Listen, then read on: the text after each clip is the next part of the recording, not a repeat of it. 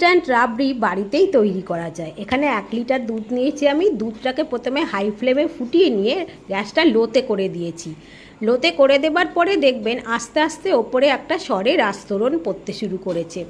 তখন এই সরগুলোকে হাতার সাহায্যে কড়ার গায়ে এরকমভাবে লাগিয়ে দিতে হবে। এটা বারবারই করতে হবে। এই যখনই সরটা পড়বে তখনই হাতা দিয়ে সরটাকে কড়ার গায়ে লাগিয়ে দিতে হবে।